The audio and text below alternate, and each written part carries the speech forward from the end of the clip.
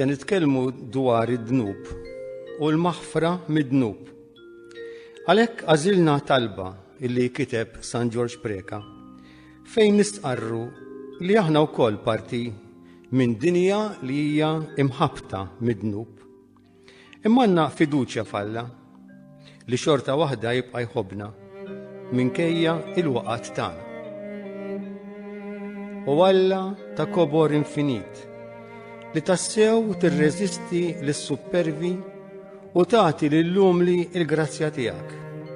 Kemm ħabbewk il-qaddisin tiegħek, kemm batew biex joġbuk f'kollox, merew il-qalbhom u sostnew dwejja, u dan kollu bil-grazzja tiegħek. U jiena kollni mistħija nistqar li xejn den jien għamilt quddiem għajnejk biħtija tal-gburija tiegħi nnifsi. U tant ma niswa xejn li ma nissugrax ngħidlek ħlief li tħares lejja u tħenna lija.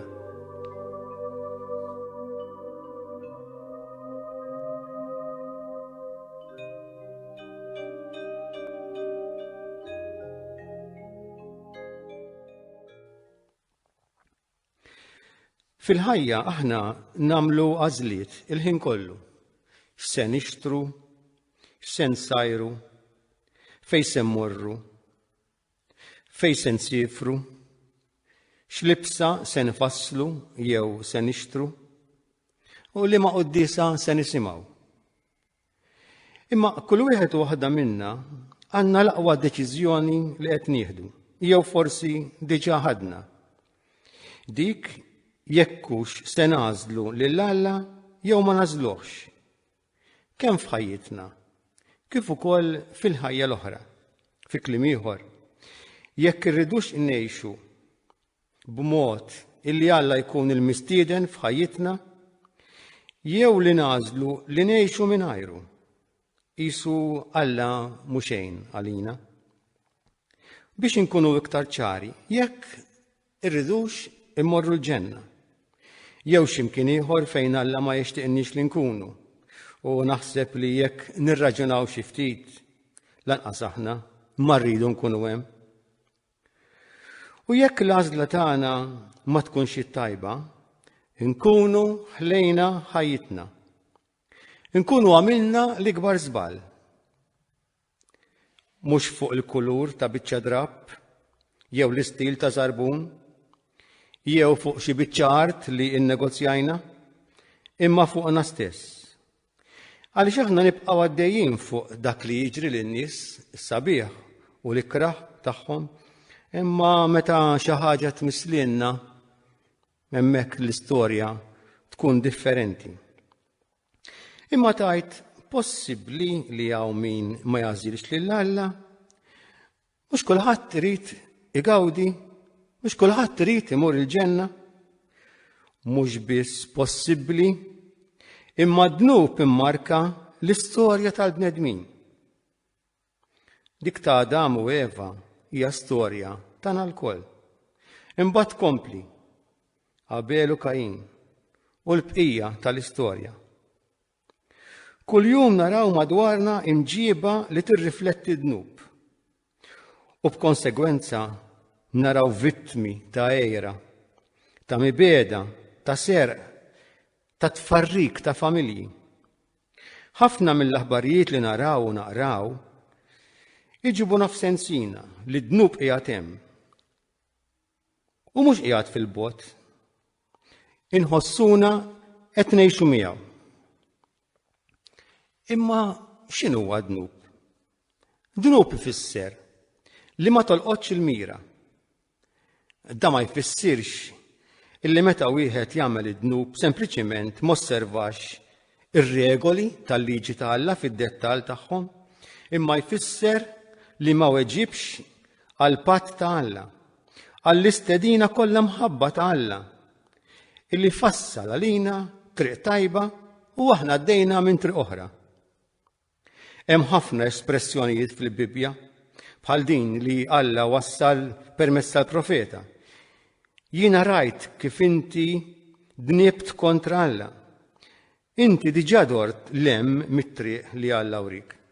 U Mosè, meta kisser it-twavel, dan għamlu biex juri lil-Lut li huma mhux biss kienu kisru il-kmandamenti, imma wkoll kisru r-rabta personali mal-Alla. U tfarrik tal-kmandamenti kienet espressjoni ta' dan. Id-dnupu li tagħti darek lill-Alla. Xi drabi dan isir formalment mill-bniedem meta jalaq qalbu għall-imħabba ta' Alla. Mela dnupu li wieħed jonqos mill-imħabba lejn Alla. Il-qalb propja hija marbuta mal-emozzjonijiet u mal-ħsibijiet tal-bnedmin. Hija fejn il-bniedem jagħti t-tweġiba tiegħu lil Alla u propju hemm id-dnub hemmhekk jolqot il-qalb tal-bniedem minn hemm toħroġ. Bid-dnub wieħed iċaħħad lill-qalb dak li hi maħluqa għalih, li tħobb, li trott l-imħabba. Meta wieħed jagħmel il-ħażin, juri li m'għandux sentimenti nobbli f'qalbu, qed joħnoq il-għajta li hemm f'qalbu. Inqiegħed il-liġi tiegħi f'qalbkom, niktibha fuq qalbkom. U l-Papa Ġwanni Pawlu t-tieni kien jgħid iftħu qlubkom beraħ għal Alla. Aħna nsemmu dnub mejjed jew dnub venjal. Propjament, it-tnejn nistgħu ngħidu illi dawn huma serji. Biex dnub ikun gravi jeħtieġ illi jkun hemm tliet kondizzjonijiet flimkien. U dnub gravi, kull dnub li bħala oġġett tiegħu għandu xi ħaġa gravi. Min jagħmlu ikun jaf sewwa x'qiegħed jagħmel u jagħmlu bil-volontà tiegħu għax iritu. Nieħdu lil Giuseppi bin Ġakob meta kien fl-Eġittu. B'ebda mod mariet li jaċċetta l-istedina ta' mara illi ntilfet warajh li jaċċetta kien ikollu karriera f'dar is-sultan. Imma għażel il-ħabs minflok u qal kif nista' nagħmel dan id-dnub kbir u nidneb kontra Alla tiegħi. Alla ma jridx. Giuseppi hu l-eżempju ta' min jażel lil Alla u jżomm mal-prinċipji u mal-valuri tajbin. Id-dnub gravi irid għarfien sħiħ, konsens sħiħ. Wieħed ikun jaf li dak li se jagħmel u dnub huwa ħażin li hu kontra l-liġi tal-Alla. U jitlob ukoll konsens li jkun biżżejjed ħieles bħala għażla personali ta' dak li jkun. U l-injoranza mhijiex skuża. Min jgħid li ma jafx jgħidu l-kmandamenti għax il-kmandamenti mhumiex ħlief il-liġi tal-Alla naturali li hemm fil-bniedem. Kull bniedem iħoss din il-liġi. Hemm bżonn jgħidulna l-kmandamenti li għandna nirrispettaw lill-ġenituri, li m'għandniex nisirqu, li m'għandniex inqarqu bl-oħrajn, li m'għandniex nagħmlu ħsara b'dak li ngħidu u b'dak li nagħmlu, m'hemmx għalfejn jgħidulna l-kmandamenti. U jekk id-dnub ma jinfedix bl-imdiema u bil-maħfra, iġib miegħu konsegwenzi illi waslu għal firda minn Alla. Għaliex aħna bil-libertà tagħna nistgħu nażlu affarijiet għal ħajjitna kollha mingħajr qatt ma nerġgħu lura minnu. Id-dnub huwa nuqqas kontra ir-raġuni u kontra il-kuxjenza retta, il-kuxjenza tajba, u nuqqas ta' mħabba lejn Alla u lejn il-proxmu. Li xi drabi din tiġi minħabba xi rabta ħażina li konna ma' persuna jew inkella ma' xi oġġett. Naraw ukoll is-serjetà tad-dnub. Forsi aħna ma nifhmux li hu hekk, imma d-dnubu offiża kontra Alla.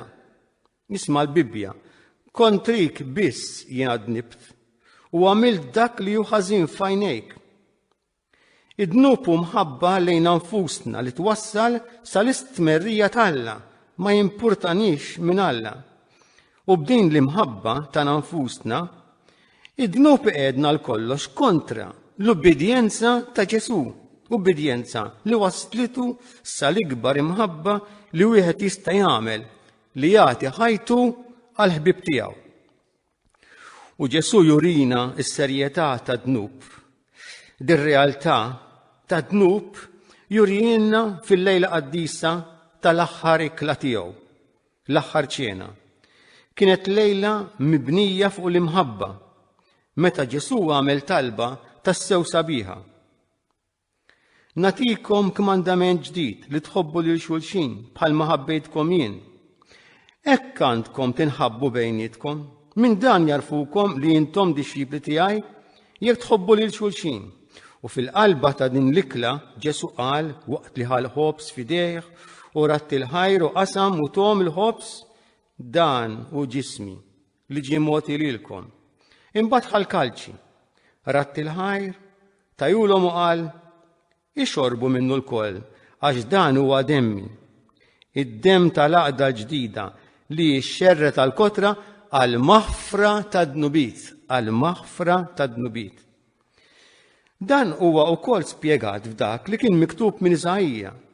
Ħaduh għal-qatla bħal ħaruf minħabba d-dnubit tal-bnedmin biex jikseb maħfra għad-dnubit tagħna. U bħalma jgħid San Ġorġ Preka wkoll, il-kruwa tad-dnub tidher fuq is-salib ta' Ġesu bla sura fħalq il-mewt. Veru tpattija tad-dnub. X'inhi l-kawża ħlief id-dnub li waslet il-Ġesu f'dan l-istat? Id-dnub jidher ukoll fil-konsegwenzi tiegħu fosthom it-telfin tal-paċi. Min-naħa l-oħra nistgħu ngħidu li s-sens tad-dnub hi l-ħnina tal-Alla. Id-dnub hu xi ħaġa kera għax hu kontra ta' kif Alla qed jitratta magħna.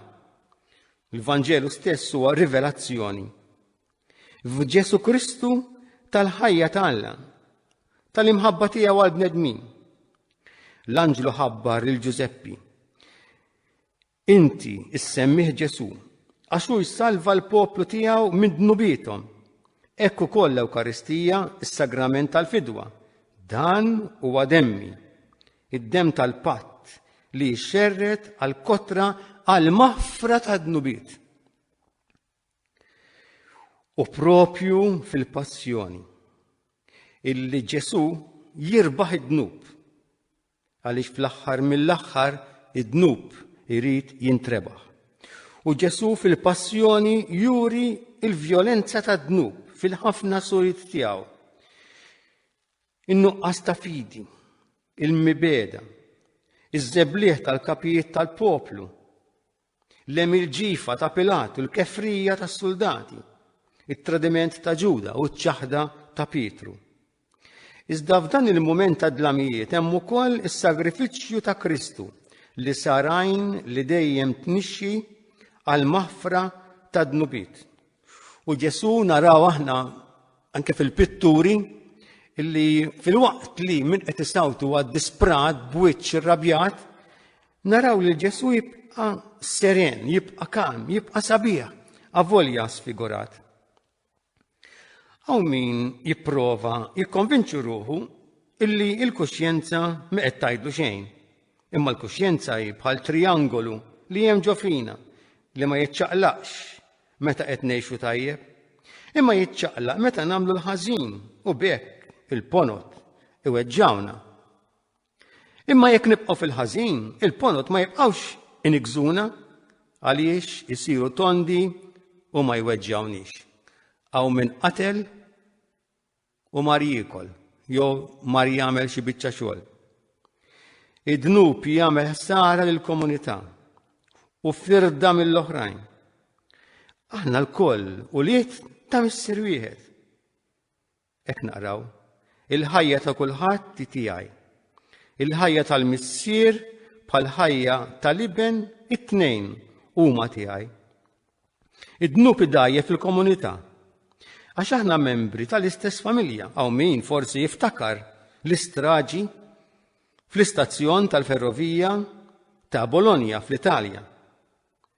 Fit-2 ta' Awwissu 1981 fl-10 u 25 minuta ta' filgħodu.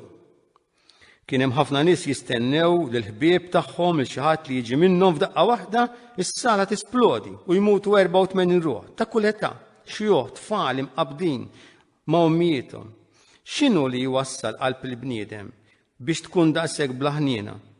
Dan hu dnub fir-realtà tiegħu. Niftakru wkoll fil-massakri ta' Rwanda u f'naħat oħra tal-Afrika u fl-Ewropa f'dik li kienet il-Jugoslavja. Kemm intilfu ħajjiet ta' nies minħabba l-mibeda tal-bnedmin. Il-mibeda illi l-bniedem juża kontra ħaddieħor. U din turina x'inhuwa dnub. Id-dnub huwa nota stunata. Ineħħi l-armonija minn fostna. Nitkellmu aħna fuq dnub mejjed, dnub venjal, li propja it-tnejn huma xi ħaġa li mhux ta' min jagħmilha. It-tnejn ibedu b'xi mod il-bniedem minn Alla. Id-dnub il-mejjed ibedu forsi għal kollox, jaqtaw minn Alla, jfirdu minn Alla. Id-dnub venjal iħalli l-imħabba fil-qalb tal-bniedem imma jnaqqasha. Id-dnub venjali li bil-mod il-mod iwasslu għal periklu ta' dnub gravi huma serji wkoll, bħal min hu marid u ma jridx ifieq. Normalment din il-firda ippreparata minn dnubiet venjali li jgħaddu minn dnub għal ieħor. Id-dnubiet venjali idajfu wkoll il-ħajja tajba. Hemm żewġ manjieri kif wieħed jidħol fid-dnub gravi u jitlef il-grazzja t'Alla. Meta ngħidu aħna minix fil-grazzja t'Alla, allura lanqas nista' immur nitqarben, nieħu sehem fis-sagramenti. Jew bid-dnub il-gravi li wieħed jagħmel bajnejh miftuħa u jaf li b'dak li se jagħmel qed jikkontradixxi l-biberija t'Alla.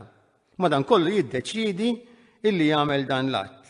U b'hekk allura jidħol f'qalbu id-dnub u jifforma lil ħajtu.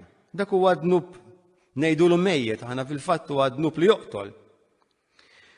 Jew inkella b'sensiela ta' dnubiet venjali li waslu għal dnubiet ikbar, bħal xema illi kważi maħruqa jiġi rieħ u jitfija. Imma min iħobb lil Alla irid jitwarrab mhux biss mid-dnubiet il-mejta, imma wkoll mid-dnubiet venjali dawk li jifirduna b'xi mod minn Alla mqara għal xi żmien. L-aħjar li ma jagħmel lanqas dnubiet venjali li jwasslu bil-mod il-mod għad dnubiet gravi. Kull azzjoni ħażina id-dnub fiha nnifisha. M'għandniex ngħidu imma billi għamilt qatt wieħed ħażin, qatt partikulari, ma jfissirx li ma nħobbx lil Alla. Biex titbiet minn Alla, jgħidu xi wħud, trid tagħżel li ħajtek tgħaddiha fid-dnub. Ma fih innifsu kull att partikolari ħażin huwa dnub. Imbagħad l-aru meta wieħed jagħmel għażla bajnejh miftuħa li jrid jalaq qalbu għal Alla. Hawn min qed jipprova jagħżel it-tajjeb. Id-deċiżjoni għat-tajjeb kif ukoll għall-ħażin mhix xi ħaġa ta' malajr, mhux lakemm tajt li xi ħadd huwa għal kollox responsabbli għal emilu, l-ewwel nett għax il-bniedem ma jaħsibx li dak l-att li se jagħmel se jkun tant radikali fil-ħajja tiegħu. It-tieni, ukoll jekk l-intenzjoni qiegħda hemm, fil-persuna jibqa' ċertu rkejjen li għad mhumiex imdawlin biżżejjed. Ħaġa sabiħa kieku illi konna nies bit-tjubija li tidher fl-istil ta' ħajjithom. Imma sitwazzjoni konkreta ta' ħafna bnedmin immarkata minn eredità u ambjent illi fixkluh. Trid paċenzja u trid iż-żmien biex il-ħajja tkun taqbel ma' dak illi jrid Alla. Il-virtujiet umani jitrabbew fina maż-żmien u mhux millum għall-għada. Alla ma ninsewx li huwa ħanin anki mal-midneb. Niftakru is-Sammaritana mara ta' dnub u Ġesu ħaffrilha. L-adultera mara magħrufa għal dnub tagħha u Ġesu ħaffrilha. San Pawl stess saba bitqila illi jirbaħ it-tentazzjoni U dana isemmijunna fl-ittra tiegħu lir-Rumani u jgħid toġobni l-liġi talla, imma nħoss liġi oħra fija titqabad mal-liġi ta' moħħi u tjassarni għal-liġi tad-dnub. Miskin jien, min se jeħlisni minn dal-ġisem tal-mewt, ħajr lill-Alla b'Ġesu Kristu Sidna. Jiġifieri la darba hemm il-grazzja talla aħna nistgħu nirpu it-tentazzjoni. Ukoll mhux bil-fors kif jgħidu li kif tgħix tmut, mhux bil-fors. Qisu li wieħed għaliex iżbalja fil-ħajja tiegħu allura m'hemmx korrezzjoni. Jekk ngħidu illi m'għandniex dnub, inkunu qed inqarqu bina nfusna u l-verità ma tkunx fina, kliem il-Bibja dan. Jekk nistqarru dnubietna imma u fidil, Alla u fidil u ġust. Hekk li jaħfrilna dnubietna u jnaddafna minn kull ħażin.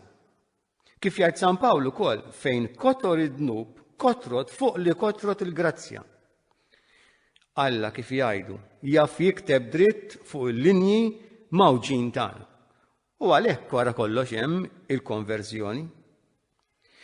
Wieħed rabbi għaref ġifieri fil-liġi ludija kien jirrakkonta hekk l-istudenti tiegħu illi kull wieħed u tiela ma ħabel lejn Alla. Kif nagħmlu dnub, il-ħabel jinqata'. U kif jiddispjaċina mill-ħtija, Alla jorbot il-ħabel b'għoqda. Hekk il-ħabel jiġi iqsar milli kien qabel, il-midneb ikun resaq ftit iktar qrib lejn Alla. Min waqqa l-oħra, min ħtija l-indiema, min għoqda l-oħra, aħna nersqu ftit iżjed lejn Alla. Fl-aħħar, kull wieħed mid-dnubiet tagħna ikun okkażjoni biex inqassru aktar il-ħabel u naslu iktar qrib lejn il-qalb tagħna. Kollox huwa grazzja. Ġifieri anki d-dnub kważi jista' iressaqna lejn Alla. Id-dnub irridu nirbħuh. Nirbħuh aħna wkoll fil-ħajja tagħna. U kien hemm ħafna li għaddew għal ħajja aħjar. Il-konverżjoni ta' San Pawl dik hija waħda mill-ikbar ġrajiet u kienet mera għal bidliet kbar oħrajn. Infatti fl-istorja niltaqgħu ma' diversi personaġġi illi kellhom il-grazzja illi jinbidlu, illi jikkonvertu. Nieħdu lil Paul Claudel. Dan kien ġej minn familja kattolika, familja ta' raħħala, u fl-adolescenza tiegħu, meta kien żagħżugħ ma baqax jemmen. U meta kellu 18-il sena, kellu esperjenza li biddutlu ħajtu għal kollox. Kien jum il-mulej meta daħal fil-katedral ta' Notre Dame f'Pariġi waqt li l-kor kien qed ikanta. Minnu fih ħass xi ħaġa li għenitu biex jikkonverti għal reliġjon kattolika. Sema leħen minn fuq hekk jgħidlu hemm Alla. Fis-snin ta' wara, il-Bibja saret iċ-ċentru ta' ħajtu u tal-kitbiet tiegħu. Claudel ra li Alla hu l-arkitett suprem tad-dinja u li jagħżel lill-bniedem biex ikun fil-post ċentrali tal-istorja tiegħu. Allura Alla hu ta' min iħobbu. Adolf Bormann, ibn il-kap nazista Martin Bormann, dan wara l-gwerra kien qed jistaħba għand familja ta' bdiewa kattoliċi tajbin. Dawn laqgħu f'isem il-karità Kristjana u kien fi kriżi dana Adolf tant kbira illi kien se jneħħa ħajtu. Fl-iskola kienu għallmuh lill-Ġermanja qatt ħadd ma seta' jirbħilha u minflok tilfet il-gwerra. Imbagħad ġrat xi ħaġa f'ħajtu. Darba waħda jirrakkonta ġi saċerdot mill-qrib biex jara lil bdiewa li hu kien mistoħbi għandu u jirrakkonta kemm sofra dal-qassis li ġi għand il-bdiewa beda jirrakkonta kemm sofra u wkoll qassis ieħor taħt il-Ġermaniżi. Għall-ewwel dan Adolf ma werix interess għax kien jobod il-qassisin, għax skont in-nazisti il-qassisin kienu jingannaw lil poplu. u l-Knisja kienet l-għadu tal-Ġermanja skont huma. Imma meta il-qassis kellu kliem ta' konsolazzjoni għalih, dan Adolf ħass forza li ispiratlu kalma, paċi u mħabba. F'dan il-qassis kien hemm sigurtà ta' fidi u mhux ta' erq. Adolf Bormann ikkonverta u l-qudiem sar saċerdot. Il-konverżjonijiet għadhom isiru sal-lum. Insemmu lil Claudia Koll li kienet attriċi ta' ċinema u ta' televiżjoni mill-1989 sas-sena 2000. Kienet ħallit il-Knisja u għexet kif ridet tagħmel li trid fi spiritu ta' ribellioni kontra kull awtorità. Darba sabet ruħha mingħajr ma taf, mirbuħa minn sens ta' biża'. Ħassita li qiegħda fil-preżenza ta' dnub u ta' periklu għal ruħha. Bdiet tajt il-missierna u l-biża' mar bil-mod. Claudia Koll saret kattolika devota u mdaħla f'ħafna attivitajiet umanitarji u vjaġġat mal-Italja kollha biex tagħti xhieda tal-konverżjoni tagħha. U tistieden lil żgħażagħ biex jerġgħu lura t-talb u l-fidi falla.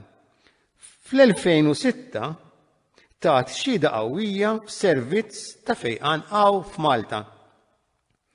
Tkellimna dawn il-personaġġi San Pawl, Paul Claudel, Adolf Bormann u Claudia Koll. Issa jmisslinna li nistaqsu, jien fiex nista' nsir aħjar? Il-konverżjoni hi possibbli għal kulħadd anki jekk espressjoni popolari jgħidu mod ieħor.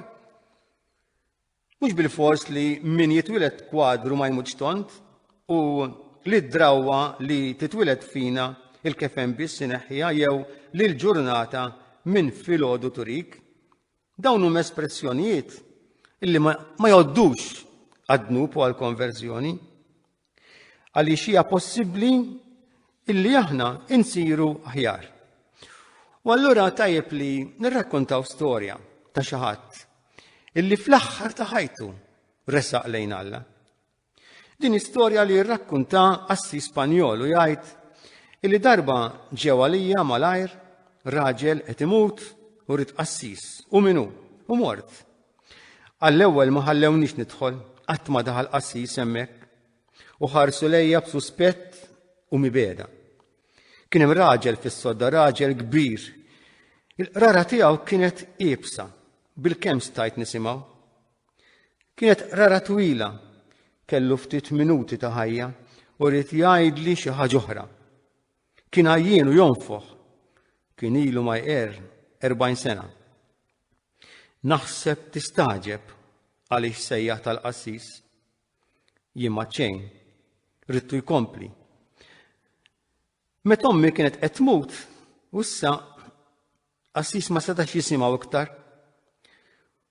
Meta kienet qed tmut ġabritna madwara għal dan ir-raġel u qalt innara, m'għandi xejn inħallilkom.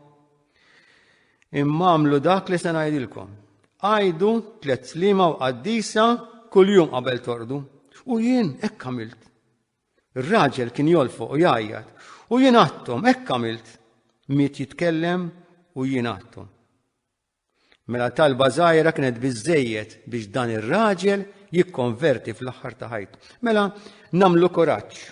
U jalla wara ħajja li fiha nkunu għamilna għall-aħjar minkejja n-nuqqasijiet tagħna, inkunu nistgħu ngħidu l-kliem ta' San Pawl. Tqabadt it-taqbida tajba. Temmejt it-tiġrija u għeluq tmiemi wasal mill-bqija hemm lesta lija il-kuruna li Alla lesta għal dawk li jħobbuh. Jalla dan ikun għalina wkoll. U issa bħala l-aħħar talba tajjeb ngħidu talba popolari li min jaf kemm għadnija, imma li tispira wkoll sens ta' maħfra. Dik li ngħidu wara it-qarbin. O Ġesu, maħbub tiegħi, mixħud arkubtejja quddiemek, nitolbok bl-akbar ħrara li tnissel f'qalbi twemmin, tama u mħabba l-aktar qawwija, kif ukoll indima kbira ta' dnubieti u fema sħiħa li ma nerġax noffendik. Fil-waqt li bil-ħnina kollha sejjer naħseb fuq il-5 pjagi tiegħek. U nibda minn dak li qal fuqek il-qaddis profeta David.